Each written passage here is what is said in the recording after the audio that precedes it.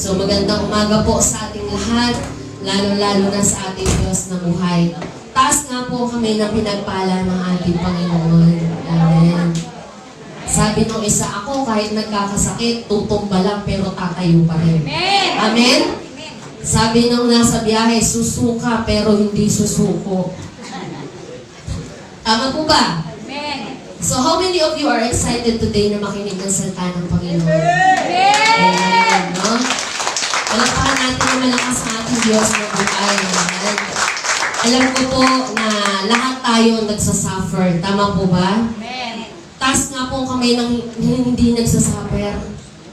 Lahat naman. Tama po ba? Iba-iba ang kalagayan natin. So hindi po pare-pareho. No? So, this time, we talk about why do we suffer? Bakit nga ba ako naghihirap? Akala ko kapag nakilala ko si Lord, yayaman ako. Akala ko kapag nakilala ko si Lord, hindi na ako makakaranas ng anumang pagsubok o anumang kahirapan, no? Pero ano sabi po dito sa Romans chapter 8 verse 22? Alam natin, medyo iba po yung translation nitong ginamit ko po. So sundan nyo na lang po dyan sa mga Bible po. Lahat po ba tayo may Bible? O meron ditong human Bible? Yung tipong hindi niya na kailangan ng Bible dahil lahat kabisado niya. No? So, samahan niyo po ako magbasa. Alam niyo po yung reason kung bakit every time na mag-church tayo is napaka-importante po na tayo ay magdadala ng Bible. Kasi kung sa literal nga na estudyante, meron kang libro, si teacher ay may libro, kasi baka mamaya, iba na pala yung sinasabi, oo ka na lang ng oo. Tama po ba? So, pangalawa, ito po ay pagkain ng ating mga kaluluwa. So, kailangan po natin tayo ay lumakas. Amen?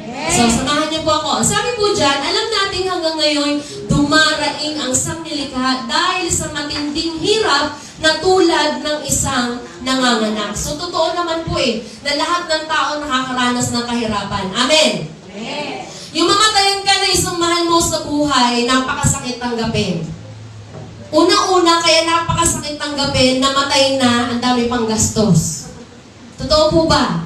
Magkano po ang kabaong ngayon? Hindi ako nagkakamali, 30,000? Ba? Pinakamura. Doon sa napanood ko, ilagay na lang doon sa kahon ng Lucky Me. At ipaanod. Sana nga, ganun lang kadali, ano? Pero kung nanonood po kayo ng balita, sa India, hindi na po binuburo ang patay. Para na lang silang dahon na sinisigaan. Then, nung nakaraan, syempre, wala nang pansiga, pinaanod na lang sa ilog. Kung tutusin, ang COVID cases na umabot sa India is almost 8 million. Hindi, no? At yung variant na yon, binan ngayon ng ating Pangulo na walang makakapasok, kaso may 16 na nakapasok.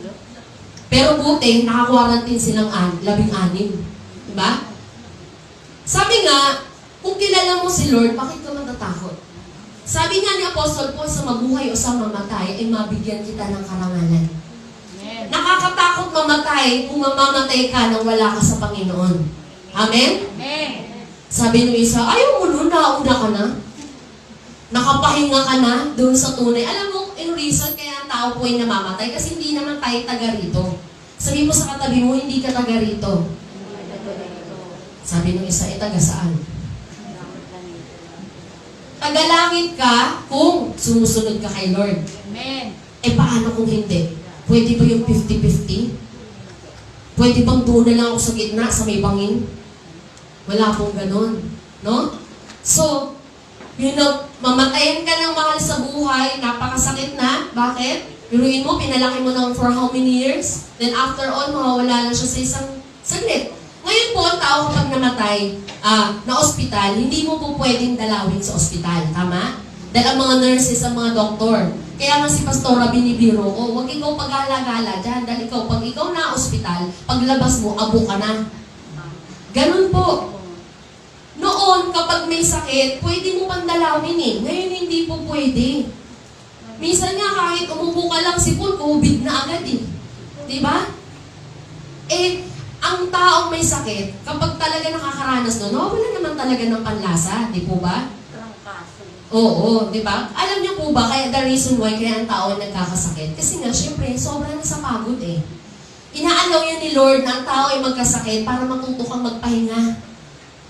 Kung ang sasakyan nga umuusok kapag sobra ang gamit, ikaw pa kaya, tao ka lang.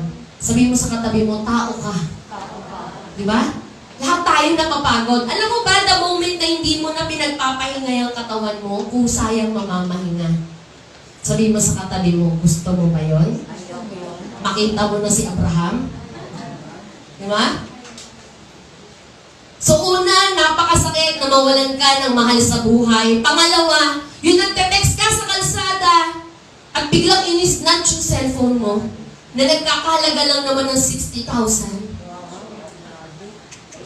Kakabili lang, mainit-init pa, kinuha ng magnanakaw.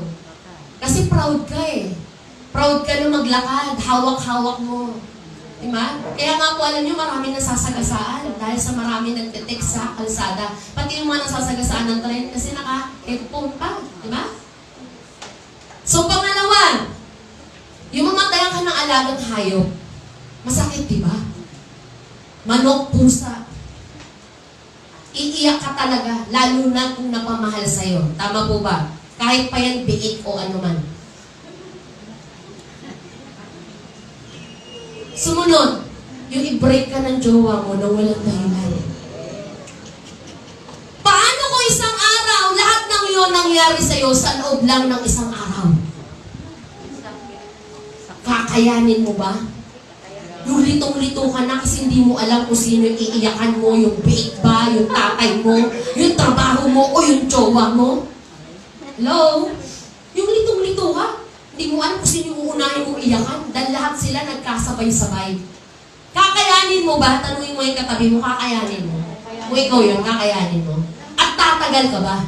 Yun ang tanong doon. Tatagal ka ba? So marami pong tao sa panahon natin ngayon, kapag tayo nakakaranas ng kahirapan sa buhay, sino ang unang-una nating sinisisi? Ang Diyos. Kung ang tao sinisisi kapag walang ayuda, ang gobyerno, ikaw, kapag wala ka ng pangsaing, si Lord ang may kasalanan. Panginoon, bayaran mo po ang utang ko. Sino ba nagsabing mangutang ka? At ngayon si Lord ang pababayarin mo. Sabi ni Lord, ikaw ang nangutang, tas ako ang pagbabayarin mo, kay galing. Hello? Lord, hilubin mo po ang puso ko.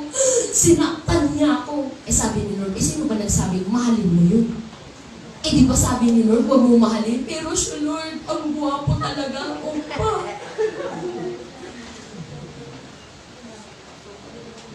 Diba? Lord, kung sino man yung papasok sa pintuan na unang-una, siya yung destiny ko. Tapos ang unang pumasok, yung janitor ng mall, siya na ba? No? So ngayon, ang pag-aaralan po natin is about the story of Job. Alam ko many times na po natin itong naririnig, pero mas maganda, sabi nga nung isang nagsisimba rito, ayoko na dyan magsimba, kasi ang salita daw dyan ay paulit-ulit.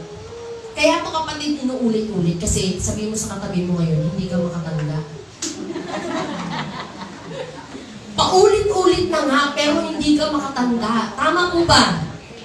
Amen. Nagsimba. Anong title? Maganda. Anong preaching? Basta maganda. Wala siyang natandaan. Anong natutunan mong aral? Basta nga maganda. Diba? Yun ang sasabihin mo. So this time, sabi niya dito, samahan niyo po ako ulit magbasa sa Old Testament po natin ito makikita. Ito po ay medyo mahaba-habang kwento. Kaya naman sana, loobin ni Lord, walang matutulog. Ayan. Sabi mo sa katabi mo, gising ka ba? Gising ka ba? Nagkalmasal ka ba? Ayan. So, ang sabi po dito, may isang lalaking nakatira sa lupain na Uz na nagngangalang Job. Hindi Job, Job. Siya isang mabuting tao, sumasamba sa Diyos at umiiwas sa masamang gawain. So si Job po ay merong 7 anak na lalaki at merong 3 anak na babae. So ilan po lahat? Alam ko magagaling po kayo sa math. Ilan po? 10. So he also possessed, hindi po yung sinapian tumatangkilik o nagtatangkilik na meron siyang 7,000 sheep, 3,000 camels, 500 yoke pair of oxen, and 500 female of donkeys. Could you imagine ang yaman ni Job? Unang-una, anak pa lang, ang yaman na 10. Syempre naman, kaya-kaya naman ni Job pakainin yun sa sheep pa lang niya 7,000. Dito, maswerte na yung magkaroon ka ng 5 biik. 2 pusa, 100 baka. Diba? Swerte na pero kanya po, hindi lang 100, kundi 1,000. So kung ang sheep niya ay 1,000, ang camels niya ay 1,000, ang mga baka niya ay 100, ibig sabihin, si Job lang naman ay merong malaking lupain. Tama po ba? Hindi mo naman po pwedeng mailagay yung 7,000 sa maliit na kulong-kulong. Ang mga tupa, ang lalaki po niyan. Tama po ba? Nakita na po ba kayo ng tupa? Yung may tupak. Huwag ka nilingon sa katabi mo. No? So, this man was the greatest and wealthiest and most respected of all the men of the East. Imagine mo. Sa kapanahunan ni Job, siya lang naman po ang pinaka-mayaman. Kung dito sa atin, si Don Pacundo. Diba? Yan yung mga Ayala. Ano pa ba yung mga mayaman? Sobel. Ano pa? Araneta. Ayala. Diba? Yan yung mga mayaman. So, tuloy tayo. Verse 4. Nakaugalian na ng kanyang mga anak na lalaki na hali-haliling magdaos ng handaan. Ikaw ba naman ang yaman ninyo? Siyempre, party-party kayo araw-araw, di ba? Sabi niya doon sa kanilang bahay at inaaniyahan nila ang mga kapatid nilang babae. Tuwing matatapos ang ganoong handaan, ipinatatawag ni Job ang kanyang mga anak para sa isang ritual. Maagang bumabangon si Job, kinabukasan, upang mag-alay sa Diyos ng handog na sinunog para sa kanyang mga anak. Bakit? Dahil baka lihim na nilalapastangan ng mga ito ang Diyos at sila'y magkasala. Ganon katindi magdisiplina si Job ng kanyang mga anak. Hindi lang siya basta-basta, sige, party kayo dyan. Hindi, after nun, kailangan mag-alay kayo kay Lord para malaman na walang ginagawang kalokohan tong mga anak niya. Eto na. Dumating ang panahon na ang mga anghel ng Diyos ay humarap kay Yahweh kasama si Satanas. So sa madaling salita, nagkaroon ng meeting sa taas. Kala nyo, dito lang may meeting, ano? Sa taas may meeting din. Sabi sa verse 7, the Lord said to Satan, "From where have you come?" Then Satan answered the Lord, "From roaming around on the earth and from walking around on it." Tinanong ni Yahweh si Satanas, anong pinagkakaabalahan mo ngayon? Imaginin mo si Lord, tinatanong din si Satanas kung anong pinagkakaabalahan. Sabi ni Satanas, nagpapabalik-balik ako sa lahat ng sulok ng Nasaan tayo ngayon? Naku! Yari. Baka mamaya nasalubong mo na, no? Sabi sa verse 8, the Lord said to Satan, "Have you considered and reflected on my servant Job? For there is none like him." Grabe, no? Pinagmamalaki ni Lord. Kita mo ba? Ilingkod ko si Job? Walang katulad yon. Ikaw kaya, kapatid, paano ka kaya ipinagmamalaki ni Lord sa harapan ni Satanas? Sabi niya dyan, no? A blameless and upright man, one who fears God with reverence. Pag sinabing reverence, nandun katindi yung paggalang ni Job sa Panginoon and abstain from and turns away from evil. At hindi siya gumagawa kung sa takot lang, ganun katindi ang takot ni Job na gumawa ng kasalanan sa Diyos. Sabi niya dyan, no? Napansin mo ba? Yung lingkod kong si Job, tanong ni Yahweh, wala siyang katulad sa daigdig. So pag sinabing walang katulad, walang kapares, di ba? Ano man ang mangyari, walang katulad di ba? Sabi niya, mabuti siyang tao, sumasamba sa akin, at umiiwas sa masamang gawain. Dugtong pa ni Yahweh. Eto na, Satanas, sumasagot pa. Sabi ni Satanas, sasampahin pa kaya kayo ni Job kung wala na siyang makukuha mula sa inyo? Yan sabi niya. Sabi ni Satanas, inaalagaan niyo siya, ang kanyang pamilya, ang lahat ng ari-arian niya. Pinagpapala niyo ang lahat ng kanyang gawin at halos punuin niyo ng kanyang kayamanan Sabi ni Satanas, subukan mo, alisin ang, hindi lang lahat lahat-lahat sa buhay niya at harap-harapan niya kayong susumpain. Tikas ni Satanas, no? Sabi niya, tanggalin mo! Tingnan natin kung yan. Ngayon, kapatid, parang ikaw si Job. Sa harapan ni Lord, nakita mo ba? Yung anak ko, nandun o, nakaupo, nagsisimba ngayon. Sabi ni Satanas, ay kasi naman Lord, kaya naman yung sumusunod sa'yo, binibigyan mo kasi ng magandang trabaho. Malusog ang pamilya niya. Kompleto sila. Pero sabi ni Satanas, try natin. Tanggalin natin yung mga kasama niyang naglilingkod sa'yo. Tingnan natin kung susunod pa siya sa'yo. Try natin tanggalan ng trabaho. Tanggalin natin ang anak. Tingnan natin kung susunod pa sa'yo. So, ganun sila mag-deal sa taas, no? Wala tayong kaalaman lang, di ba? Na ganun pala ang nangyayari na sa taas. So, dugtong natin. Yan. Satan then set forth a challenge. Kala nyo, sa TikTok lang may challenge. May challenge din sa ating mga Kristiyano. Ang sabi niya dyan, let God take away all of Job's material blessings. Unahin natin. Dahil nandito siya sa mundo, material blessings yung unang tatanggalin, which included his children. Kalain mo yun, hindi pinalampas pati anak niya. Kung tutusin, ang anak po ni Job ay hindi lang isa, hindi lang dalawa, kundi 10. Diba? As well as his worldly will to see if Job will continue to worship the Lord. Tingnan natin. Yan. No? Sabi niya pa dyan, verse 12, tuloy natin, sinabi ni Yahweh kay Satanas kung gayon, payag naman si Lord gawin mo ng lahat na gusto mo gawin sa Kanya. Pero, merong si Lord na sinasabi sa Kanya, huwag mo lang siyang sasaktan. Sa buhay natin, nakakaranas din tayo niyan. Pero ang kabilin-bilinan ni Lord sa'yo o kay Satanas, huwag mo lang sasaktan yung anak ko. At umalis si Satanas sa harapan ni Yahweh and the battle begins. Ito na, baba. Diba?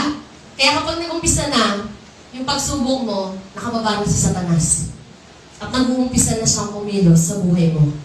Pero huwag kayong mag-alala. Even the Lord are not exempted with the temptation. Kahit ang ating Diyos, hindi niya talaga pinalampas. In Matthew chapter 4, verse 1 to 11. And Satan entered into Judas, prompting him to betray the Lord Jesus. Kahit si Judas, pinasok na ni Satanas para lang ipagkanuno ang ating Panginoon, no? So, Satan corrupts the hearts of Ananias and his wife Sapphira so that they lie about the amount of their contribution to the church. So, lahat, pwede pong gamitin. Lahat pwede pong gamitin ni Satanas, no? Para ikaw ay mawala sa pananampalataya. Alam niyo mga kapatid sa Lord, kung sa panahon po natin ngayon, kung ikaw yung Kristiyanong tamad magdasal, tamad magbasa, tamad umatin sa mga service, tamad makinig ng salita ng Diyos, tamad ka magpalago, huwag ka mag-alala, si Satanas hindi tinatamad. Siya ay sipag na sipag 24 oras na ikaw ay malaglag sa pananampalataya mo. Kaya kapag ikaw hindi ka aware, at hindi ka rin nagbabasa ng salita ng Diyos, akala mo si Lord talagang may kasalanan. Pero hindi mo alam na dumadaan ka pala sa isang testing. Amen? So mamaya alamin natin kung bakit ba, ano yung 5 rason kung bakit tayo nagsasuffer. No? Sabi dyan sa 2 Corinthians, we read of Satan's schemes and later in the book we are told how Satan works through others and also disguises himself as an angel of light. Alam mo yung akala mo minsan kakampi mo, pero hindi mo alam kalaban mo pala. Yung akala mo minsan kaibigan mo, pero traitor pala. Diba? Bakit? Biblical. Even, sabi niya, and also disguises himself as an angel of light. Kung yung napapanood po natin sa television na ang mga multo o ang mga demon spirit ay may sungay, may tinidor, may nagniningas na mata, sa Bible wala kang mababasa nun. Si Satanas, pumaparito, hindi katulad ng isang demonyong nakakatakot. Pumaparito siya katulad ng isang taong maganda at gwapo. Kaya matakot ka. Bakit? Akala mo, hulog ng langit. At never niyo pong sasabihin yung may nagbigay sa'yo, hulog ka ng langit. Alam niyo po ba kung sino ang hinulog sa langit? Si Satanas. Payag ka? Ikaw yung demonyong hinulog sa taas. Sabi mo sa katabi mo, payag ka ba? Kaya pag sinabi niya, ay salamat sister, hulog ka na. Ay, hindi po ako hulog ng langit. May nagsabi sa akin, hindi po ako hulog, hindi po ako kabilang doon sa nilaglag. Si Satanas lang yun. Because aklat ng looks, I saw Satan fall like lightning. Diba? Si Satanas lang hinulog sa langit. So, tanong yung katabi mo, kasama ka ba doon? Diba? So, huwag kang pampayag. So, Efeso chapter 6 verse 12, sapagkat hindi tayo nakikipaglaban, kanino? Sa mga tao, kundi sa mga pinuno, sa mga may kapangyarihan, sa mga tagapamahala ng kadilimang umiiral, sa sanlibutan ito, sa mga hukbong espiritual ng kasamaan sa himpapawid. So, huwag mong sabihin na ako ay matagal na Kristiyano, hindi ko alam yan. Dahil lahat po, maraming nabibiling Bible sa mga national bookstore, no? Pinapaalam po na ating Panginoon ang kalaban natin ay hindi lang basta tao, kundi sila po ay mga pinuno. At hindi lang basta pinuno, kundi sila rin po ay may kapangyarihan. Ang nakakatakot pa doon, yung kapangyarihan nila, hindi mo nakikita. Parang yung virus ngayon na kumakalat. Hindi mo alam na yung taong kaharap mo, may virus na pala. Amen. So ngayon po, inuutusan tayo ng ating Panginoon na tayo po ay maging mapagbantay. Sabi mo sa katabi mo, maging mapagbantay. Sumagot ka naman, maging mapagbantay. Ayan. No? Baka mamaya tulala ka na sa akin, yung pala iniisip mo malaking manok. Mamaya pa po tayo kakain, no? So sa John 10:10, dumarating ang magnanakaw para lamang magnakaw, pumatay, sa ibang version ay magwasak o manira. So kapag alam mo na kapag ang pamilya mo ay gustong sirain ng kaaway mo, alam mo na nariyan na ang kaaway. No? Kaya ano sabi ng Panginoon? Itong sinasabi ng Lord, kaya gusto ng Panginoon na tayo po ay maging palabasan ng kanyang salita. Sabi niya, maging handa kayo at pakilakas po. Yan ako bumasilin ha. Maging handa kayo at dahil ang dyablo, ang kaaway ninyo ay parang leong umuungal at ali-aligid na naghahanap ng malalapa o masisila. Sabi ko nga po sa inyo kung ikaw ay tamad na Kristiyano, huwag kang mag-alala. Si Satanas, hindi siya tamad. Masipag siya. Hindi nga lang sa paggawa ng kabutihan, kundi sa paggawa ng kasamaan. At huwag kang mag-alala. Lalo pa ngayon, nakilala mo na si Lord. At dati, pagmamayari ka niya, ngayon, hindi ka na niya pagmamayari, kaya hindi siya titigil hanggat hindi ka bumabagsak. Parang ganyan kay Job. Diba? Ngayon, ang testing ni Job, ayan, ang first test niya, may exam din pala si Job, no? Taking away all of Job's wealth and children. Ang unang test ni Job ay tanggalin ang kanyang lahat ng tinatangkilik at ang lahat ng kanyang mga anak. Kasi nga po, meron nga gustong patunayan si Satanas na sa unang atake niya, gusto niyang iparating sa Diyos na mali siya ng pagkakakilala kay Job. No? Yun ang gustong ipaalam. So, eto na tayo. Umpisan na natin. Kinig po kayo mabuti ha. Maganda po itong topic na to. Sabi niya dyan, walang ano-ano ay dumating kay Job ang isa niyang tauhan. Kay bilang tayo, isa. Ito muna isa. Sinabi nito, kasalukuyan po namin pinang-aararo ang mga baka at nanginginain naman ang mga asno nang may dumating na mga sabeyo. Kinuha po nila ang mga baka at mga asno at pinatay pa po ang aking mga kasama. Ako lang po ang nakatakas upang magbalita sa inyo. Ang asno at baka ni Job ay parehong tig-500. Pero ang natira, isa lang. Pati kasamaan ha, pati nag-aalas. Siyempre kung 500 yung baka niya at yung asno niya, sa madaling salita, ang tauhan niya, 100 din. Di ba? Dahil di naman kaya, may isang tao, tapos 500 yung inaalagaan niya, kaya 1,000. Baka dinungog siya nun, di ba? So, ibig sabihin marami. So, yan ha, isa yan. Pangalawa, hindi pa ito nakatatapos sa pagbabalita ng may dumating na namang isa. Ayan na naman. Alam mo yung tipo hindi pa nakakahinga si Job? Kasi nawala yung mga baka at asno niya. Tapos, sabi niya, tinamaan po ng kidlat ang mga tupa at mga pastol at namatay lahat. Tupa niya niya, 7,000. Patay lahat. Ang sabi niya, ako lang po ang nakaligtas. Ay, paano naman? Nagtira naman si Satanas kahit isa. Di ba? Upang magbalita. Di ba? So, pangalawa yun. Hindi pa nakaka-recover si Job. Ito pa. Hindi pa ito halos tapos magsalita nang may isa na namang dumating. Ang sabi nito, sinalakay po kami ng 3 pangkat ng mga Kaldeo. Kinuha nila ang lahat ng kamelyo at pinatay ang aking mga kasama. Ako lang po ang nakatakas. Ilan na? 3 na. Ito pang-4. Hindi pa rin ito halos tapos magsalita nang may dumating na namang isa at nagsabi, itong pinaka-nakakalungkot, habang ang mga anak po ninyo ay nagkakainan at nag-iinuman sa bahay ng panganay nilang kapatid, hinampas po ng malakas na hangin at ang bahay at bumagsak. Nabagsakan po sila at namatay lahat. Ako lang po ang natirang buhay. Kapatid, paano kung isang araw ikaw yun? Ikaw yung nasa sitwasyon ni Job. Na lahat ng meron ka. Dito nga sa atin napapanood ko lang dati sa TV yung may mga sakit yung mga baboy.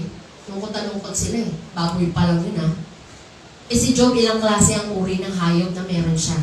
At hindi pa rin nagtapos. Hindi lang isa, hindi lang 2 anak ang nawala kay Job. Ilan? 10. At nangyari po yun sa loob lang ng isang araw.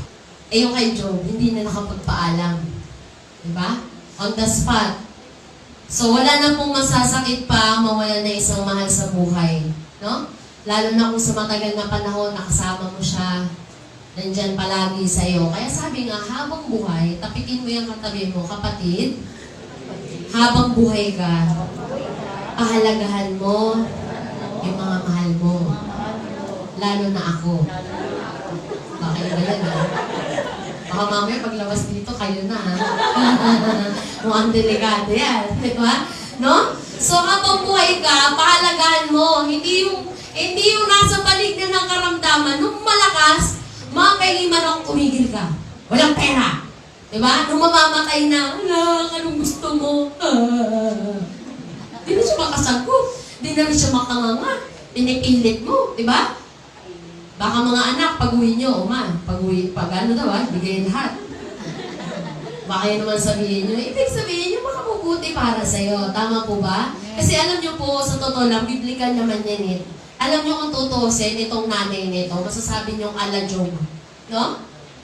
Version ng babae ni Job. Di ba? Totoo naman Kung alam mo ang salita ni Lord, hindi ka, masasaktan ka bilang tao, pero nandun yung part na marirealize mo, hindi naman yun talaga sa'yo Amen? Amen. Yung mga pamilya, asawa, kapatid, magulang, anak, na meron tayong lahat ngayon, lahat yun pahiram lang ni Lord. Amen. Meron po bang baby na pagkapanganak, may kasama ng anak din?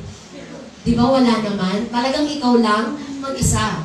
Sino rin po ba dito yung paglabas nagsiselfone na?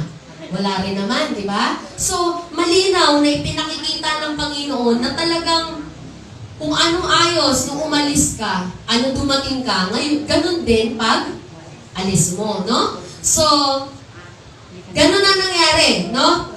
Eto na, anong ginawa ni Job? Tumayo si Job, pinunit ang kanyang damit at nag-ahit ng ulo. Pagkatapos, nagpatira pa siya at sumamba sa Diyos. No? So, hindi mo makikita ron na kasalanan mo to Binigyan-bigyan mo ako, tapos babawiin mo. Kung tutusin tayong mga tao, wala tayong karapatan magreklamo kay Lord. Dahil unang-una, pinahiram lang tayo ni Lord. Tama po ba? Amen. Kung tutusin, wala kang ang hirap dun Yung tumangkilik ka ng mga bagay na meron dito sa lupa, bonus na lang ni Lord sa'yo yun. Amen. Amen. No?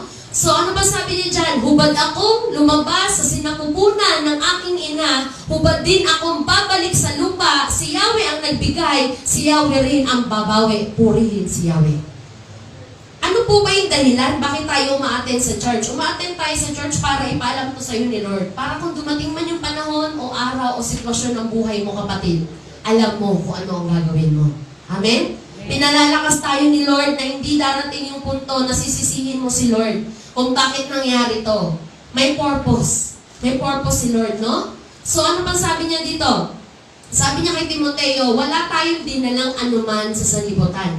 At wala rin tayong madadalang anuman pag-alis dito.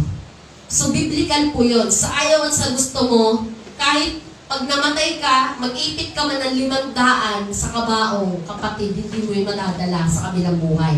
Amen. Kasi walang tindahan kay Abraham. Ano? Wala po. Wala kang mabibilhat doon. Kaya kahit dalhin mo yan. Sa aklat din ng mga ngaral, kung paanong tayo walang dala ng isilang dito sa daigdig, wala rin tayong madadala pag paano natin. Wala tayong madadalang anuman sa ating pinagpaguran. So narito pa ang isang mahirap isipin kung ano ang ayos ng tayo'y dumating, gayon din ang ayos sa ating pag-alis. Nagpapakapagod tayo, ngunit wala rin napapala.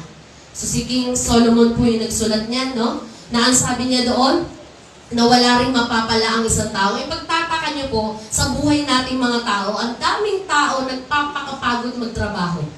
Umaabot na sa punto, wala ka ng panahon, wala ka ng oras sa Diyos. Tanungin kita kapatid, kapag ba kusang na mahingay ang katawan mo, tingin mo ba kay Lord kaya uuwi yan?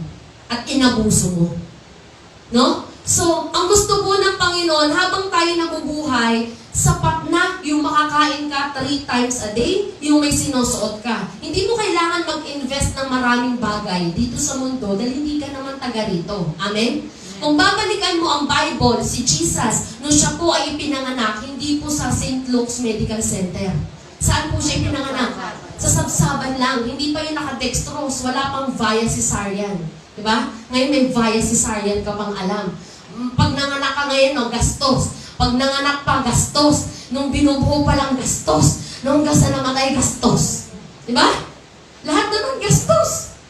Pero si Jesus, pagtaka niyo po, nung buong buhay niya, 30 years siyang nabuhay. Nabasa niyo po ba sa Bible na nagtayo si Jesus ng mansion? O bumili ng sasakyan? Na sports car o yung red?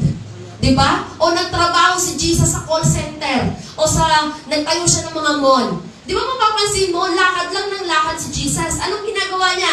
Yung pinatatrabaho ni Lord sa kanya, ng Ama sa kanya, ang ipangaral ang salita ng Diyos. Ngayon kapatid, ikaw na nakaupo ngayon, ang tanong, ano ba ang pinag-uutos ni Lord sa'yo? Baka yung pinagagawa ni Lord sa'yo, taliwas sa pinagagawa ng Diyos. Baka mamaya isang araw, umuwi ka na kay Lord at sabihin ni Lord, sino po rito yung estudyanteng nakaranas na gumawa ka ng project, pinagpuyatan mo, pinaghirapan mo, tapos nung ipapasa na, mali. Hindi yun. Hindi yun yung assignment mo, hindi yun yung project. Ano mararamdaman mo? Ang sakit? Ano ba yan, sir? Pinaghirapan ko to, hindi ako natulog. Naubos yung allowance ko dito. Baka kapatid, ganun in our spiritual life. Ano ba yung pinapagawa sa akin ni Lord? Yung pinapagawa kaya sa akin ni Lord, natatrabaho ko ba? O baka yung assignment na pinagagawa ni Lord ay hindi gumagawa? Eh paano kung isang araw dumating ang panahon at pagkakataon na wala kang bigla? Amen? Kaya huwag po alam niyo po, ang pagtatrabaho, hindi po yan masama. Huwag niyo pong ma-misinterpret, Hindi po masamang magtrabaho. Pero, kung nagtatrabaho ka at nawawalan ka na ng panahon at oras sa Diyos, kapatid, may mali na sa'yo. Hindi ka na nagpapaalipin ka na sa pera. No? Hindi po masama. Pero kailangan, kung kahit nagtatrabaho ka, mas higit ang oras mo sa Diyos. Hindi yung uuwi ka ng bahay, puro ka trabaho, wala ka ng panahon sa Diyos. At ang ibinibigay mo na lang kay Lord, tira-tirang oras. Kapatid, paano kung dumating yung isang araw na lahat ng pinapahalagahan mo ay tanggalin ni Lord? Yung ipinagyayabang mo na lakas, yung ipinagyayabang mo na talino, tanggalin ni Lord sa isang iglap. May magagawa ka kaya? Wala. Wala po tayong ipagyayabang. Dahil kung meron ka may pagyayabang kay Lord, walang iba, kundi ito pa rin ang nais niyang ipagawa sa atin. Tandaan niyo po mga kapatid sa Lord, hindi porket nagsimba ka sa born again, automatic born again ka. Gusto ko pong ipaalam sa inyo. Hindi porket nagsimba ka sa born again, automatic born again ka. In Matthew chapter 7 verse 21, hindi lahat ng tumatawag sa akin, Panginoon, Panginoon, ay papasok sa kaharian ng langit, kundi yaon lamang sumusunod sa kalooban ng aking Amang nasa langit. Hindi porket ang magulang mo ay born again ka na din. Hindi porket ang anak mo ay born again ka na din. Kahit pa lumaki ka sa isang relihiyosong pamilya, kapatid, ang kaligtasan ay individual. Amen. Ang kaligtasan mo ay hindi kaligtasan ng katabi mo. Kaya kung gusto mo makasama kay Lord, oo, tama, we are saved by His grace. Pero karugtong doon, ang pananampalatayang walang kalakip na gawa ay Patay. patay. Kahit nananampalataya ka, dapat sinasamahan mo ng pagsunod kay Lord. Sa buhay po natin, hindi po pagalingan magdasal. Hindi po pagalingan mag-preach, hindi pagalingan kumanta. Alam niyo po kung ano? Pagalingan kung paano ipamuhay ang salita ni Lord. Amen. Oo, tayong mga tao, katwiran natin. Tao lang ako, nagkakasala ako eh. Tama, tao tayo nagkakasala. Pero hindi lisensya na ulit-ulitin mo yung kasalanan ginagawa mo. Oo, ang Diyos nagpapatawad. Oo, ang Diyos nagpapala. Pero ang Diyos din ay namamalo. Kapag nakikita na ni Lord na hindi na tama ang ginagawa mo, magpapadala yan ng tao. Kapag yung tao pinadala niya ay hindi ka marunong makinig, mismo si Lord na ang kikilos against sa'yo. Kaya kapatid, huwag mong antayin yun. Amen? Amen. Hindi po ako galit, ano po? So, nagpapaliwanag lang po ako. So, ito na tayo. Tuloy natin. Sabi niya sa Job 2, hindi pa rin po tumitigil si Satanas. Isipin mo, nawala na yung mga kayamanan ni Job, nawala na rin yung mga anak niya. Ano sabi niya? Muling humarap kay Yahweh ang mga anghel kasama si Satanas. Sumagot si Satanas, nagparoon pa rito sa buong daigdig. Sabi ni Lord, nasubok mo na ba ang lingkod kong si Job? Tanong ni Yahweh. So, inulit ni Lord, walang tutulad sa kanya sa daigdig, malinis ang kanyang pamumuhay, mabuting tao, may takot sa akin at di gumagawa ng masama. Sabi niya doon, ipinapinsala ko na siya sa iyo nang walang dahilan. Gayon may nananatiling tapat sa akin. Sabi pa. Ano sabi niya? Sumagot si Satanas, ano mang bagay ibibigay ng tao? Huwag mo lang siyang huwag lang siyang mamamatay. Ito na. Sige, subukin mo. Galawin ang kanyang katawan, kundi ka na sumpain. So, sabi ni Satanas, galawin naman natin yung katawan niya. Bigyan natin sakit. Yan na. No? Sabi niya dyan, kung gayon, sabi ni Lord, ikaw na ang bahala sa kanya. Pero, ang reminder ni Lord, huwag mo lamang siyang papatayin. Huwag ka mag-alala, kapatid, kung nakakaranas ka ng sakit, ng kahirapan, o anuman. Si Lord, meron pa rin kay Satanas eh. Huwag mo lang siyang papatayin. Okay lang, sige, galawin mo. Pero huwag mo lang siyang papatayin. Ito na, umalis si Satanas sa harapan ni Yahweh, pinuntahan niya si Job, at ito na, pinagsugat niya ang buong katawan. Hindi lang bintik, hindi lang braso, kundi buong katawan. So, yung katawan na yon, talagang mula ulo hanggang could you imagine? So, kung nagsugat na yung buong katawan mo at ikaw ay nagtatrabaho, makakapagtrabaho ka pa kaya? Iisipin mo kung pati talampakan mo may sugat, kahit tsinelas hindi ka makakasuot. Tama po ba? Kahit magsuot ka ng damit, magsasabit-sabit doon. Ikaw nagnanana-nana pati, may nagsarabit-sabit doon. Sabi ng mga Bicolano, nagsarabit-sabit. Di ba? No? Nang magkagayon, si Job ay naupo sa tabi ng basurahan. Isipin mo, yung taong mayaman, uupo sa tabi ng basurahan. So kung uupo siya sa tabi ng basurahan at puno ng sugat ang kanyang katawan, pwedeng, ma-infection. Di ba? At kinukuskus niya ang bibingan ng palayok ang kanyang mga sugat. Ano kayang klaseng sugat ang tumama kay Job? Siguro Makati. Pinukuskus eh. Diba? Hindi mo naman pwede kamutin ng kuko. Siguro hindi ubra. Kaya talagang, bibingan na ng palayok. Nakita na ko kayo ng bibingan ng palayok? Diba, try mo halimbawa, binasag mo yung palayok. Diba? Sakit kaya nun. Try nyo ba yung kaskasin nyo sa katawan nyo? Diba? Yung hilod nga na bato, medyo masakit-sakit eh. Ang sabi niya dyan, sinabi ng kanyang asawa. Grabe, no? Sabi ng asawa niya, hindi ka pa ba magbabago? Sumpain mo na ang Diyos mo nang mamatay ka na. Alam niyo po ba ang pinakamahirap na kalaban sa isang bahay? Alam niyo po ba kung sino? Sino po? Asawa talaga agad? Kasama sa bahay. Panginoon! Dasal ka ng dasal. Panginoon, kuhanin niyo na po ito ngayon din! Grabe, no? Talagang siya na yung pinagdasal mo. Noon, Lord, siya na lang, siya na lang, siya na lang, siya na lang. Ngayon, nung punong-puno na ako, Lord, siya na lang, kuhanin mo. Diba? Noon, amoy bear brand. Ngayon, amoy lupa. Diba? Di ka naligo, magtutbrush ka nun. Kikis ka pa. Diba? Alam niyo po ba, the moment na ikaw ay manampalataya sa Panginoon, ang unang-unang makakalaban ng pamilya mo. Lalo na kung ang pamilya mo ay talagang nasa isang relihiyong malaki. Tama po ba? Totoo yun. Lalo pat ikaw ay na-born again, ang una mong kalaban is either nanay mo, tatay mo, kapatid mo, o sino pa man. Kami, proven na namin eh. Sabi nung kamag-anak namin, o ano, born again kayo. Ngayon, wala kayong maisain. Yun ang sabi sa amin. Pero, wag ka. Yung nagsabi ng walang maisain, siya ang nagpadala ng bigas. Sabi ni Lord, total, reklamador ka, o bitbitin mo to, papunta doon. Oo! Anong sinisisi nila kami? Dati po yung mga kinaupuan po ng mga nasa likuran, wholesaler po yan. Nandyan po yung mga goods namin, mga paninda. Pero inalaw ng Lord na hindi pala kami para doon. No? So ngayon, etong church natin, for the past 14 years, ngayon lang po naka-encounter ang church na walang manunugtog. Naalala niyo po, no anniversary? Dati, nanghihiram naman po kami ng manunugtog, pero pa isa-isa lang. Isang drummer, isang gitarista. Pero itong 14th anniversary, ngayon lang nangyari, na lahat sila naubos. Alam sabi ni Satanas? Kaya lang naman tumatakbo yung Jesus Christ again kami kasi kompleto ang musician nila eh. Try natin, tanggalin natin lahat. Tingnan natin kung susunod pa yan, kung maglilingkod pa yan sa'yo. Eh, hindi niya alam, maraming kapatiran doon. Ba, nakuha pa natin, isang grupo. Diba?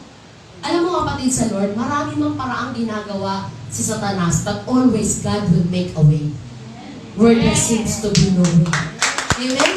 Si Lord, gagawa yan ng daan sa buhay mo, sa panahon akala mo wala nang mangyayari. Balikan natin si Moises. Ano sabi ng mga reklamador na Israelita? Pinatakbo, pinadala. Isipin mo kapatid, halimbawa ikaw si Moises, parang ganito, buong Pilipinas, pupunta kay Duterte. Tapos sasabihin mo, ilalabas ko po ang buong Pilipinas, papuntang India. Siyempre, mga tao, wala dong karne, wala dong ano. Lahat reklamador eh, lahat ng klase ng tao. Ngayon, pag nagkamali ka ngayon ha, in this generation, pag nagkamali ka, tsak, ikaw yung talk of the town sa social media. Tama ba? Oo, aabutin ng libo yung share mo. Kahit napakabuti mong tao, basta magwala ka sa kalsada, may naka-video sa'yo, yari ka. Mamaya, ikaw na ang pinag-uusapan sa social media. Ganun katindi ngayon. Eh, nung panahon ni Moises, ano sabi ng mga Israelita? Dinala mo kami rito para patayin mo kami sa ilang? Eh, nung katatakbo-takbo nila, sabi ni Lord, takbo lang, run. Eh, pagdating doon, tubig, dagat. Ano sabi ng mga Israelites? Dinala mo kami rito para patayin? Sa panahon at sitwasyon, kung ikaw si Moises, mapapareklamo ka rin kay Lord eh. Lord, ano ba to? Dinala mo kami dito para lunurin? Pero ipagtataka mo, si Lord, hindi mo napansin, gumagawa ng kaparaanan sa buhay mo sa panahong wala ka nang magagawa. Kasi gusto ni Lord, sa panahong wala ka nang magagawa, siya may kayang gawin sa buhay mo. Amen? Si Lord may kayang gawin. Could you imagine, sa isang dagat, sino mag-aakala na mayroon pa ng isang daanan dun? At totoo po yun, dahil ayon sa mga researchers, kapag daw yun sa dagat na pula na tinawiran ng mga Israelites, nandoon po yung mga kalesa, mga karwahe ng mga Egypt, mga Egypto, nandoon. So, ibig sabihin, totoo na nangyari yun. Alam mo po ba, kapatid, kung ikaw ay nag-aalinlangan ngayon, sasabihin ko na sa'yo, ang Diyos natin ay Diyos ng himala. Si Lord gumagawa ng himala sa panahon at sitwasyon na hindi mo na alam ang gagawin mo. Pero kapag alam mo pa at kaya mo pa, inaalaw ni Lord, kaya mo yan, anak. I-cheer ka lang ni Lord. Pero sa panahon at alam ni Lord na hindi mo na kaya, anak, ako na to. Amen. Amen. Ang tanging magagawa mo lang, magtiwala ka kay Lord. How many of you ang nagtitiwala kay Lord? Lord, ano man ang mangyari, ako'y lubusan. Lord, ito pong nagtaas ng kamay, patuloy mo yung pagtiwalain yung ayaw, bayaan mo na po sila.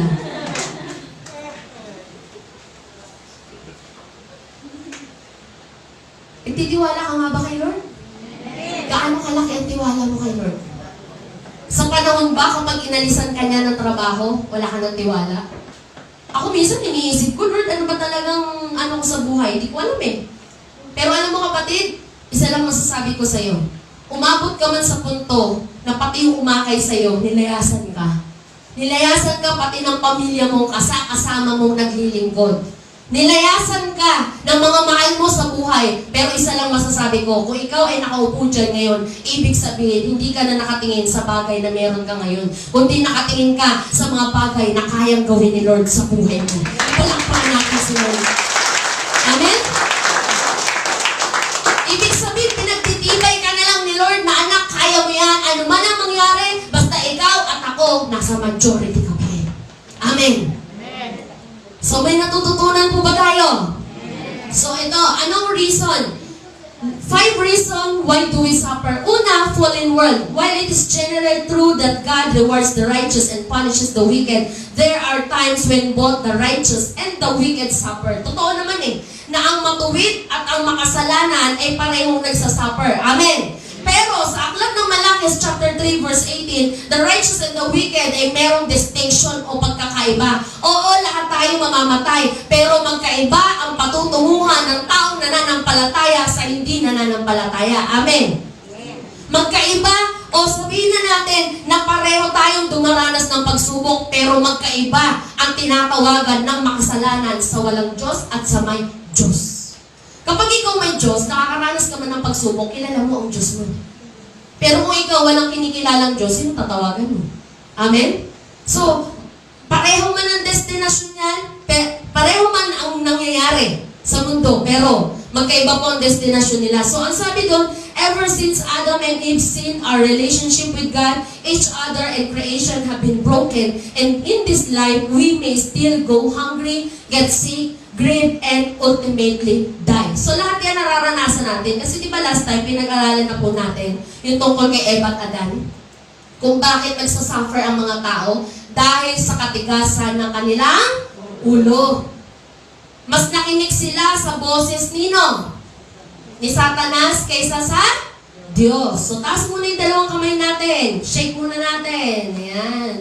Dahil yung katabi mo, nagtutwinkle-twinkle na naman. Di ba? Baka mamaya, mauna yan makarating kay Abraham. Delikado yun, no? So tuloy natin sa Roma chapter 8 verse 18. Para sa akin, ang mga pagtitiis natin sa kasalukuyan ay hindi maihahambing sa kaluwalhatiang ipapahayag sa atin balang araw. Isipin mo kapatid, kung puro pagtitiis na lang ang nararanasan mo ngayon, huwag ka mag-alala. Kasi sabi niya dyan, hindi maihahambing sa kaluwalhatiang ipapahayag sa atin balang araw. Hayaan mo na kung dito sa lupa ang bahay mo, nag-uupa ka lang. Ang bahay mo sementado, huwag ka mag-alala sa kabilang buhay, ang bahay mo ay mansion. Diba?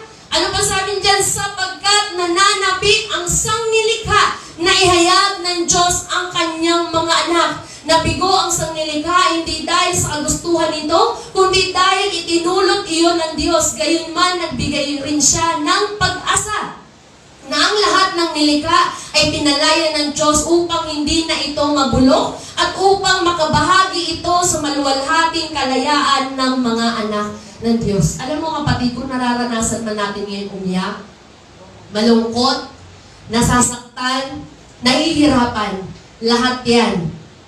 Kapag nagtiis ka kasama ni Lord sa kabilang buhay, wala nang pag-iyak. Lahat doon joy na. At yun ay pang-eternity na, no? So tuloy natin. Alam natin hanggang ngayon dumaraing ang sangnilikha dahil sa matinding hirap na tulad ng isang nanganganak. At hindi lamang ang sangnilikha, kundi tayong mga tumanggap. So tayo po yun. Tayo tumanggap ng Espiritu bilang unang kaloob mula sa Diyos ay dumaraing din habang hinihintay natin ang paghahayag ng ating pagiging mga anak ng Diyos at pagpapalaya sa ating mga katawan.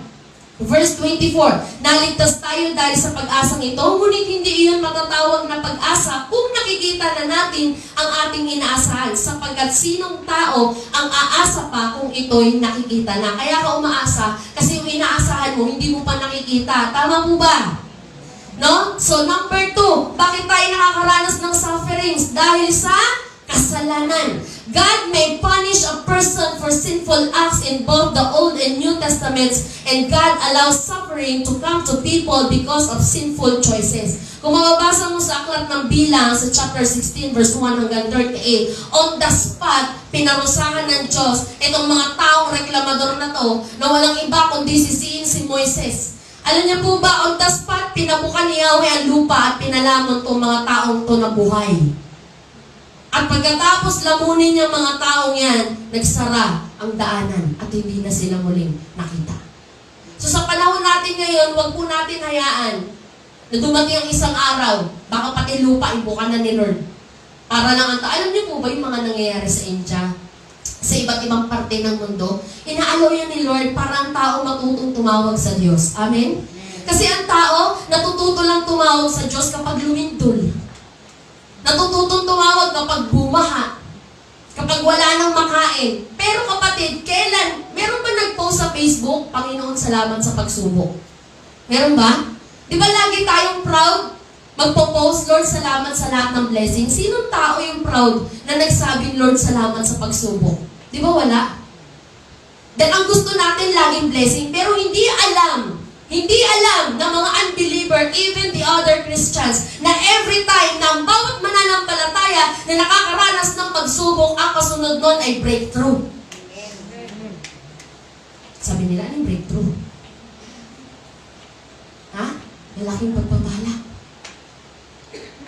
Kapag ayaw mo makaranas ng pagsubok, patay lang yun ang hindi na nakakaranas ng pagsubok. Tama po ba?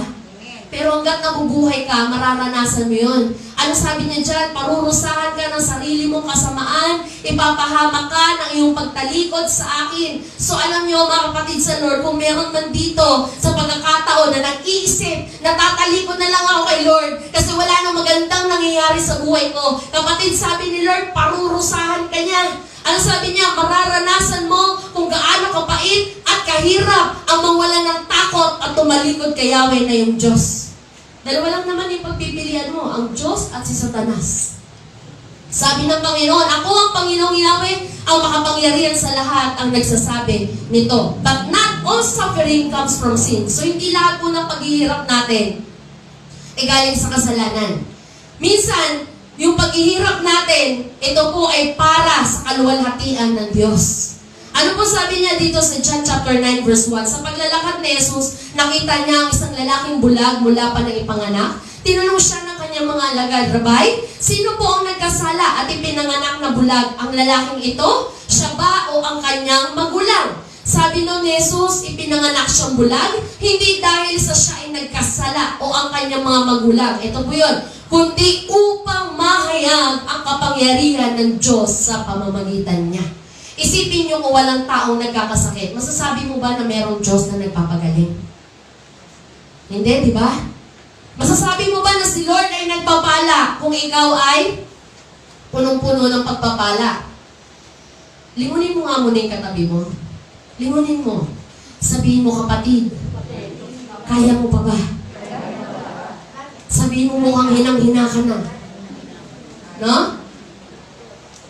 Alam niyo po, when it comes sa salita ng Lord, huwag natin madaliin. Alam niyo kung bakit?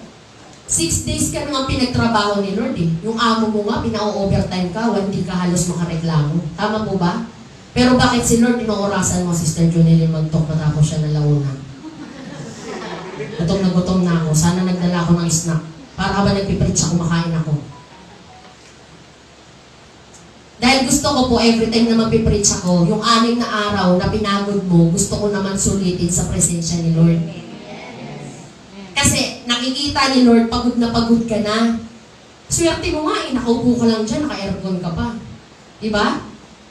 Try kaya natin magpalit minsan. Aircon na yan, pinagpapawisan pa ako dito sa harapan. Diba? Mahirap po magsalita dito na yung kaharap mo, nakangiti lang sa'yo. Tapos, pag paglingon sa isa, sabi niya,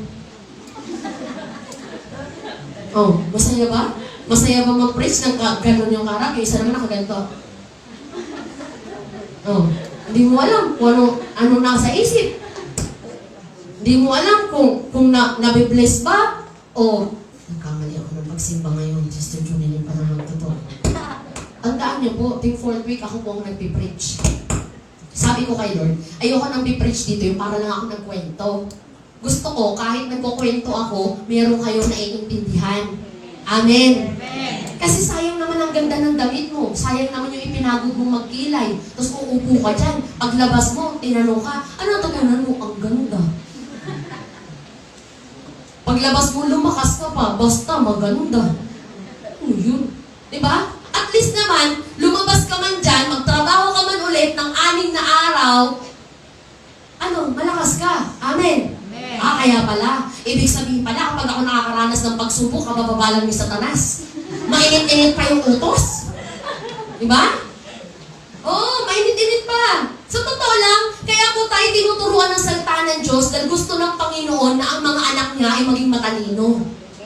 Amen? O ikaw yung klaseng estudyante na pag-upo, school bukol. Alam mo yung school bukol? Yung nakaupo siya din kain habang nagtuturo yung teacher. Paglabas mo, wala naman naintindihan.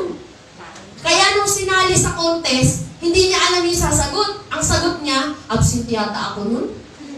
O kaya nagpaulan si Lord ng katalinuhan, wala akong nasalo.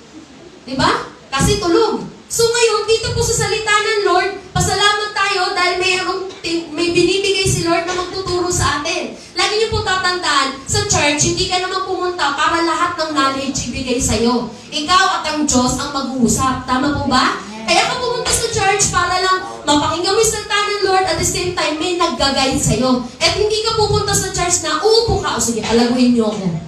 Walang ganun.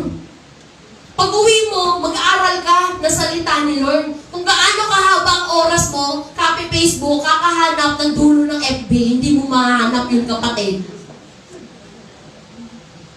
Alamin mo yung salita ng Lord. Kaya ang problema minsan, pag nagkakaproblema ka, si Lord lagi sinisisi mo. Yung wala kang bigas, pati nagkautang ka, si Lord sinisisi mo. Sinabi ni Lord, sino ba kasi nagsabing mangutang ka?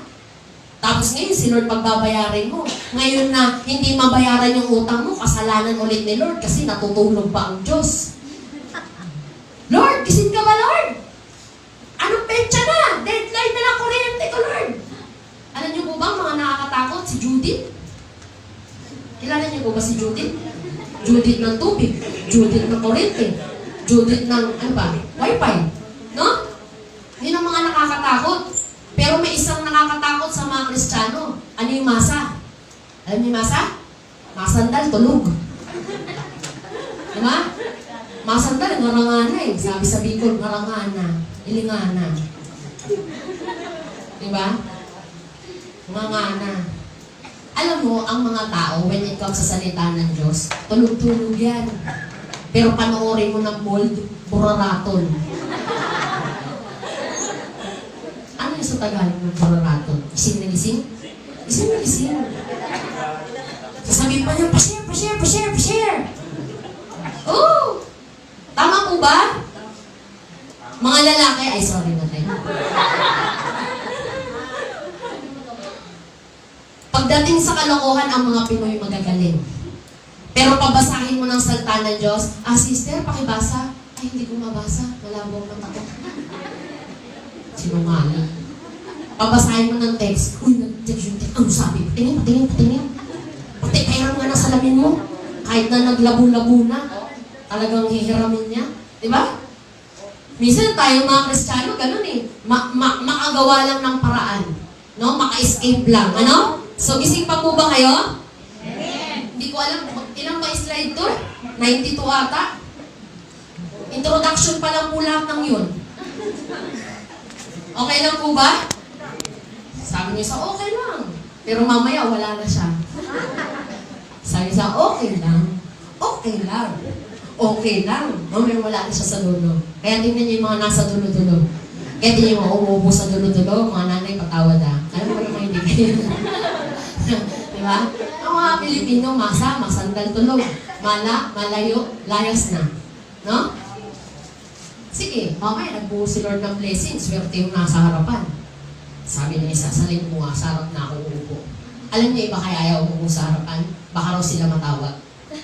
Pero hindi totoo yun. Alam niyo po ba? Kapag nakatayo ka rito sa harapan, ang mas kitang-kita mo yung nasa likuran. Kaya umanda kayo sa susunod na linggo. No. Mag-memory verse tayo. Pwede ba? Sabi niya, teka.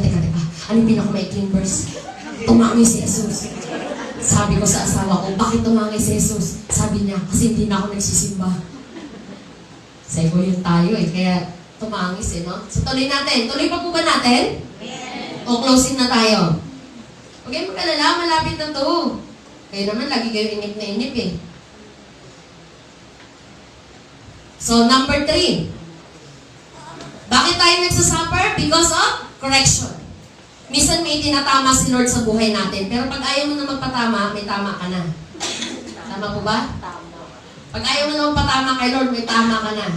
God is good parent and wants His children to grow. He sometimes uses suffering to discipline us for our benefit. Ano sabi niya sa Hebreo 12:10? Sa loob ng maikling panahon, dinidisiplina tayo ng ating mga magulang para sa ating ikabubuti. Gayon din naman, itinutuwid tayo ng Diyos sa ikabubuti natin upang tayo'y maging banal tulad niya. Sabi niya, habang tayo itinutuwid, hindi tayo natutuwa kundi naghihinagpis. Ngunit pagkatapos niyon, mararanasan natin ang kapayapaang bunga ng pagsasanay sa matuwid na pamumuhay. So, alam niyo po ba, sino po ba, mga anak dyan, mga anak, sino po rito yung natry paluin ng nanay?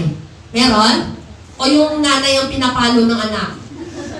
Baliktad. Sabi ng anak, Mama, mahal kita, kaya papaluin kita. Diba? Alam niyo po, ang mga kabataan ngayon, mas matatapang na sa magulang. Kung mapapanood mo sa television, ang magulang na sinasampal. Nakakalungkot lang.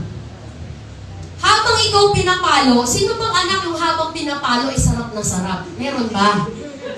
Yung tipong putol na yung hangin, aray, ang sarap na eh! Meron ba? Siyempre, ano sasabihin mo? Tama na! Hindi pa nga minsan pumipili. Nakaganyan pa lang. Tama na! Nandun ka sa sulong. Tama na! Wala pa nga. Gumagano na agad, di ba? Eh, lalo pa kung talagang, alam mo yun, yung yantok, talagang, talaga ako. Di ba? Masarap pa, masakit? Masakit. Kaya ka pinapalo kasi may nagawa kang hindi tama. So, ganun din si Lord. Kapag may hindi na tayong ginagawang tama, anong ginagawa niya? Dahil abusado ka, sinabi, pwede magkape 1 beses isang araw, ginawa mo 10 tasa. Kaya ang nervyos mo, grabe, daig mo pa adik.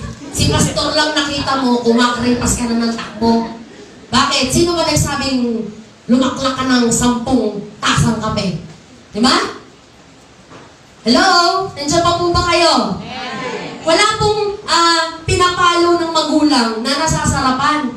Lahat dyan, syempre, nasasaktan ka. Lalo kapag nakakinig ka, na salita na hindi tama, isasabihin na, buti pa yung kapatid mo, ang tali-talino, ikaw ang bobo mo. Diba? Ang sakit nun ah. Sakit nun na yan. Pakibalot nga. Sabi, malutong-lutong pa. Diba? Minsan may mga magulang na gano'n eh, yung meron pong favoritism sa mga anak. Diba? Itong anak niya, alagang-alaga niya kasi napakaputi, dilaw yung buhok, kabaliktaran nitong itim, kulot na kulot yung buhok, hindi mo alam kung saan ang pinaglihip, pango yung ilong. Di ba? Iisipin mo, kanino pa ito nagmana? Mukhang nasa lisihan ako ah. Nasa lisihan. Magtaka ka talaga pagka ang puputing ng magulang tas ang itim ng anak. Sabi naman ng iba, depende raw sa pinaglihian. Di ba? Ganun daw yun. Pero ano man ang itsura mo, diyan ka pa rin, lumabas, di ba? So, tayong mga magulang, may mga part na kahit yung mga anak natin na syempre hindi sila ganun kagaling sa isang bagay. Pero dapat ikaw mismo na magulang, ikaw ang nagsasabi sa anak mo na, anak, kaya mo yan. Ano man ang mangyari, kung siya na kaya niya yun, kaya mo rin yun. Di ba? Ikaw yung magbibigay ng lakas ng loob, hindi yung ikaw magsabi, ay, yung classmate mo, ang talino, ikaw, bobo ka kasi. Di ba? Parang ikaw na yung nagbababa sa kanya, no? So, hindi ganon. Ang Panginoon, the more na nakikita ng Panginoon na ang anak niya ay nagkakasala, sinasabihan ka ni Lord, anak, kaya mo yan. Si Lord naniniwala sa'yo. at pilit ka niya, siguro kung maririnig mo lang, ano kaya ang description ni Lord sa'yo? Ano kaya ang description ni Lord sa'yo kapag kaharap niya si Satanas? At every time na padadala ka ng pagsubok. Alam mo sabihin ni Lord, itong anak ko, si Juan, tamad yan. Hindi yan nagbabasa. Sige, kulang-kulan mo, doon, sa baba. Diba? Pero ang Panginoon, proud sa atin. Sabi mo sa katabi mo, proud sa'yo si Lord. Kahit ganyan ka, ganyan ka na talaga. Pero proud sa'yo si Lord. Amen? Amen! Palakpakan muna natin si Lord. Yung mga proud na anak ni Lord. Amen. No? So, lapit na tayo matapos. Pang-apat, testing. Ayan. Nandito ngayon si Job sa testing. No? So, kapatid, mamili ka na lang dun sa 5 babanggitin natin kung saan ka ron. No? Suffering can build our faith so we can serve God better. Kaya ka tinetest ni Lord para yung faith mo o yung pananampalataya mo, paglilingkod mo kay Lord is maging better. No? So after you have suffered a little while, He will restore, support, and strengthen you, and He will place you on a firm foundation. Naniniwala si Lord na after ng testing na yon, magiging matibay ka na. At kung padadalhan ka man niya ng another testing, alam ni Lord, mas matindi at grabe pagpapala ang kaya niyang ibigay sa iyo. Because you know how to handle it. No? Alam mo na kung paano i-handle yon.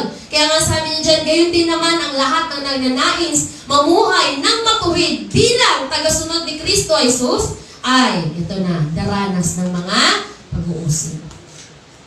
Kung gusto mo na maging follower ka ni Christ, huwag ka na magtanong, huwag ka na magtaka, daranas ka ng pag-uusig. Dahil kalaki po yun ang pagsunod natin kay Lord. Kaya sabi ni Peter doon, mga minamahal, huwag na kayong magtaka sa mabibigat na pagsubok na inyong dinaranas, na para bang ito hindi pangkaraniwan. Sa halip magala kayo sa inyong pakikibahagi sa mga paghihirap ni Kristo upang maging lubos ang inyong kagalakan kapag nahayag na ang kanyang kaluwalhatian. So every time na nakakaranas tayo ng suffering, nakakahati tayo sa paghihirap na ginawa ni Christ, no? Sabi niya dyan, pinagpala kayo kung kayo'y kinukutya dahil kay Kristo, sapagkat sumasa inyo ang Espiritu ng kaluwalhatian, ang Espiritu ng Diyos. Pagkatapos ninyo magtiis sa loob ng maikling panahon, eto na, makinig po tayo, ang Diyos na siyang pinanggagalingan ng lahat ng pagpapala ang siyang magbibigay sa inyo ng kagalingan, katatagan at lakas ng loob at isang pundasyong hindi matitinag. Siya ang tumawag sa inyo upang makibahagi kayo sa kanyang walang hanggang kaluwalhatian kasama ni Kristo. At isang araw, masasabi mo lang, salamat kay Lord, buti na lang hindi ako bumigay. Buti na lang hindi ako bumig up. Alam ko kapatid, ikaw na nakaupo ngayon, may nakaabang na blessing si Lord sa'yo. Kaya yung trials na yan, inaalaw sa'yo ni Lord, dahil gusto ni Lord maging better ka in the future. Kasi kung ikaw ay lulugo-lugo at bibigyan ka ni Lord ng blessing, tingin mo, ma-handle mo ba yun? Hindi, di ba? So, number 5, persecution. So, following Christ involves sufferings and trials. Paul sees suffering for Christ as a privilege. I want to suffer with Him, sharing in His death. Sabi niya, kung napupot sa inyo ang sanlibutan, alalahanin ninyo ako muna ang kinaputan nito bago kayo. How many of you ang naka-encounter na simula nung na-born naging Christian ka, yung mga kaibigan mo lumalayo na sa'yo?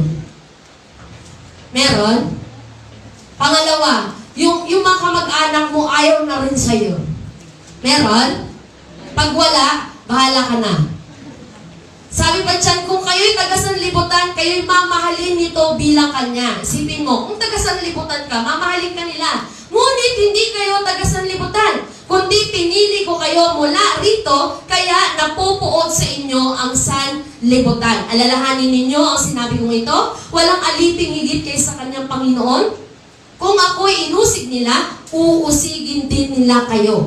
Kung sinunod nila ang aking sinabi, susundin rin nila ang inyong sasabihin. Subalit ang lahat ng ito'y gagawin nila sa inyo dahil sa akin, sapagkat hindi nila kilala ang nagsugo sa akin. Kung hindi ako naparito at nagsalita sa kanila, hindi sana na mapapatunayang nagkasala sila. Ngunit ngayon wala na silang maidadahilan sa kanilang mga kasalanan. Ang napupuot sa akin ay napupuot din sa aking Ama. So kung hindi ko sana ginawa sa kanilang kalagitnaan ng mga gawain hindi pa nagawa ni naman, wala sana silang kasalanan. Ngunit nakita na nila ang aking mga gawa, subalit sa kabila nito'y kinapuotan pa rin nila ako at ang aking Ama. Subalit nangyari ito upang matupad ang sinasabi sa kanilang kautusan, napuot sila sa akin ng walang dahilan. Andyan pa po ba kayo? Haba ng binasa natin, no? Tingin ko naman, busog na yung spiritual natin. No po? Tsak, pag-uwi nyo, alam ko na. Ganun pala. Kaya pala, mainit-init pa yung pagsubok, kakausap lang ni Lord tsaka ni Satanas. Kakababa pa lang.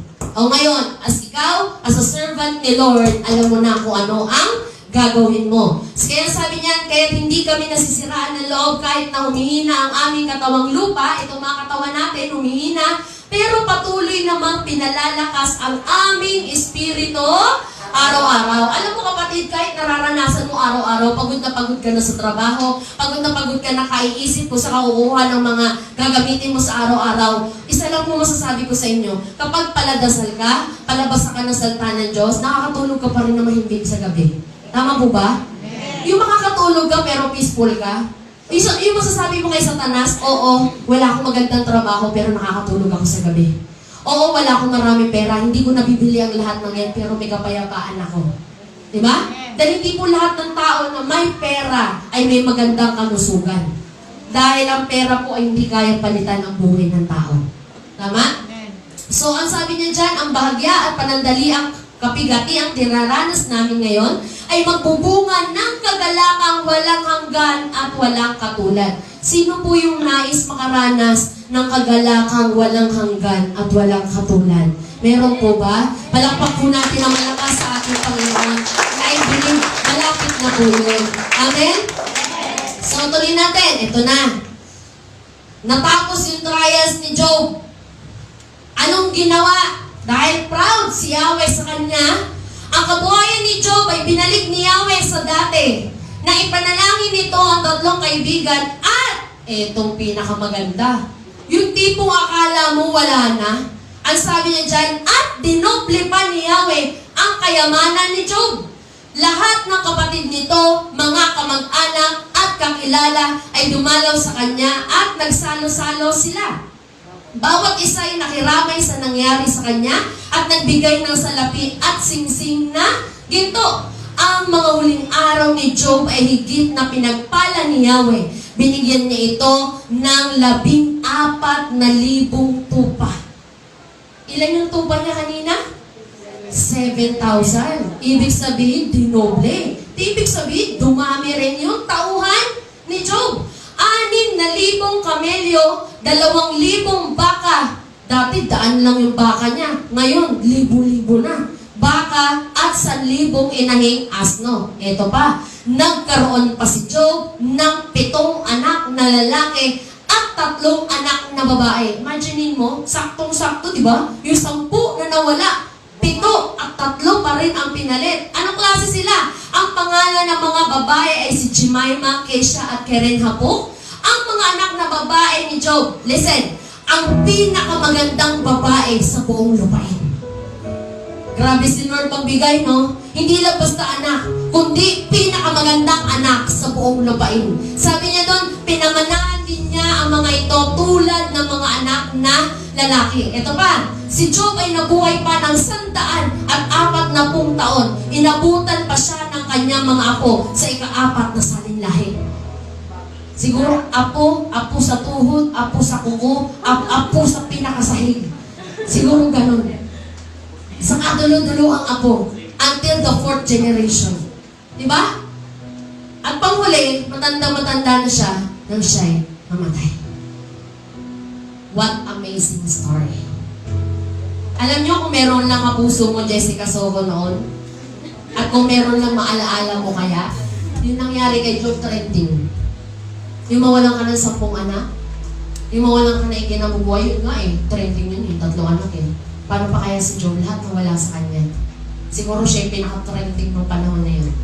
Pero ipinakikita ni Lord, may mga bagay man na inaalis sa'yo. Basta ito lang tatandaan mo kapatid, lahat ng bagay na meron ka ngayon, hindi yan sa'yo. Yan nanay mo, yan tatay mo, yan mga kapatid mo, o anumang pamilya mo, hindi yan sa'yo. Kanino yan? Kay Lord. Thankful tayo kasi pinaranas ni Lord na ipahiram sila sa'yo. Pinaranas sa'yo na magkaroon ka ng isang masayang pamilya, bagamat mga anak na hindi ganun kagaganda, pero kasi mabuti naman ang mga anak ni Lord. Amen? Amen. Hindi, alam mo si Lord hindi naman tumitingin sa physical appearance, ang tinitingnan ni Lord puso. Amen. Amen. So, thankful tayo kasi sa dami ng millions of sperm cell, egg cell, ikaw nanalo. Kalain mo yun, langoy-langoy ka rin sa loob, no? Nasa sinapupunan ka pa lang ng tiyan ng nanay mo.